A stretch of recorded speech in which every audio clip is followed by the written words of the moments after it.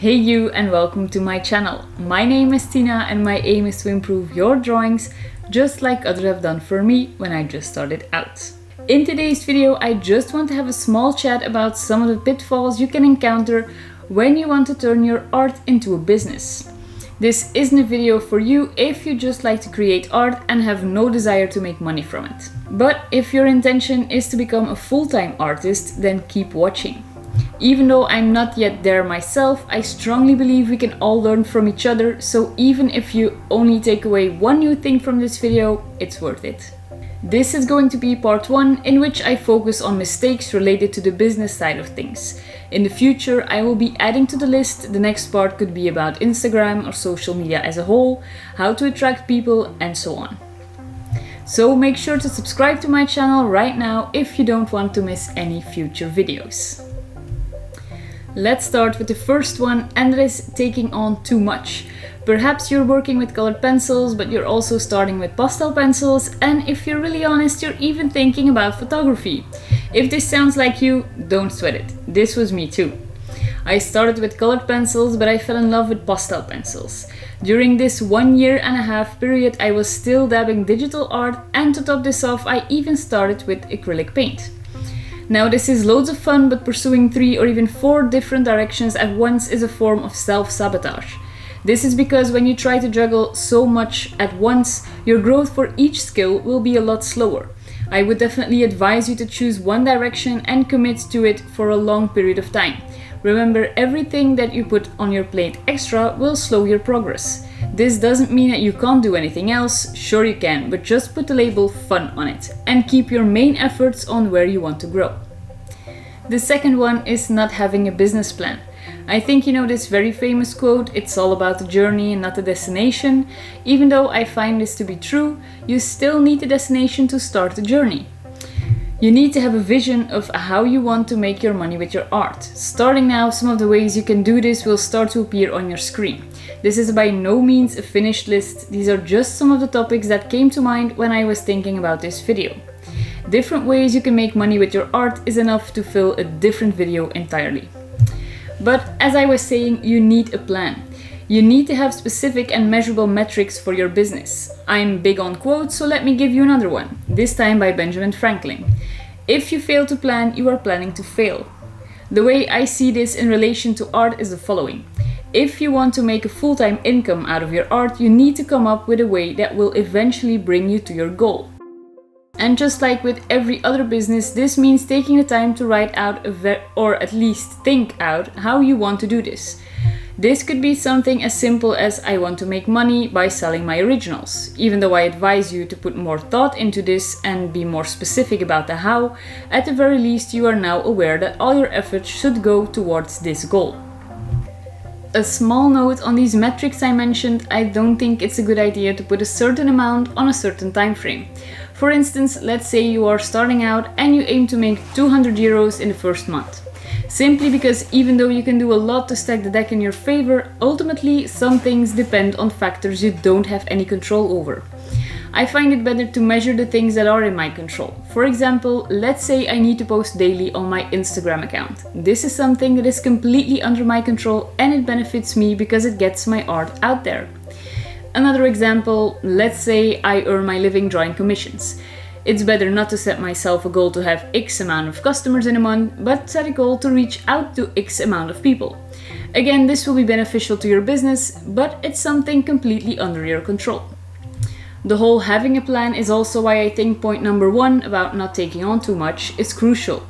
When you want to make your art business grow, you need to understand that a lot of time will be spent on marketing, networking, sales, and so on. That's why I think it's so important to choose 1 or maybe 2 directions and put everything you have into those. This also doesn't mean you can't change your course. Of course you can, but then just define your new destination and get started on that journey. The third one is not learning enough about marketing and sales. You don't want to spend time on this stuff, you want to spend your time on creating art, on improving your skills, dabbling into new mediums, and so on. Yeah, as an artist myself, I know this is what you want to do. Yet unfortunately, life isn't always fair and you do need to put some time into this as well. The beauty, however, is that you don't have to do all of the work yourself. There are plenty of resources out there already, from blogs to magazines, and I'm sure even some YouTube videos, as well as finally, there are some really good books out there. I'm going to give you a few titles that I enjoyed a lot and that also gave me lots of insight. I'd Rather Be in the Studio, The Artist's No Excuse Guide to Self-Promotion by Alison Stanfield. This is the book I would recommend if you're just starting out with the whole marketing aspects, as there is lots that you can learn. Another title is Art is My Career by Semma Martin. If you want to become a commission-based artist and you're just starting out or you need a few more insights, this is a very good read.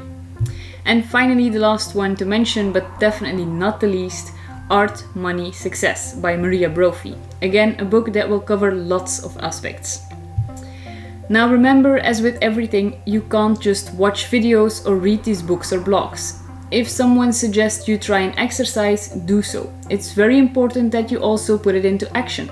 Actively think about ways you can incorporate what you just learned into your business. Number 4 is to never price your art anywhere. I'm talking about art shows, your studio, and even your online website or any online space for that matter. For some people this can work as they become more mysterious somehow and seem more exclusive, but I think for most of us this isn't the case. I don't know why people feel reluctant to put their price on their work. Maybe they think this way only truly interested people will reach out to them and this weeds out all the not so serious ones. But I personally believe the opposite is true. People who see your price and still contact you are generally interested. Also, when I look at my own shopping behavior, I tend to go with the people or products where I can check the price instead of asking for a quote. I think this is mostly because of instant gratification and maybe laziness on my part, but I'm sure there must be other people just like me out there. And my final one, number 5, is to make it difficult to contact you. I know this one sounds confusing, but I've seen this a few times before. Let's say a client wants information about a commission, then he needs to reach out to the artist over here. However, if the client wants to talk about buying an original, for example, he needs to go over there. You need to make it as clear and as easy as possible for clients to contact you. For example, again, if you are a commission-based artist, you should add a line in the bio of your Instagram account that states where they can contact you. If you prefer everything through mail, I can understand that. Just remember that you need to try and eliminate all possible frictions. So don't just say go to my website. Either make sure that they immediately get where they need to land on your website through the link in your bio, or put the email address in your bio. Even better would be if they could just message you on your Instagram account. This way it doesn't even take them off the platform. Also, respond to everybody who contacts you. Don't contact them days or weeks later, but try to do so as soon as you can. Remember, clients are your bread and butter, and even those who turn out to be a bust right now could later down the line turn into clients. So these were my 5 ways of sabotaging your business, part 1. I'm not saying I have all the answers, so if you think I've got something wrong or you would like to add to the list, make sure to let me know in the comments below. I hope you liked this video. If you did, please give it a thumbs up and hit that subscribe button. I really appreciate your support, as this helps to grow my channel and reach other people just like yourself. Hope to see you again next Friday, and in the meantime, have a great week.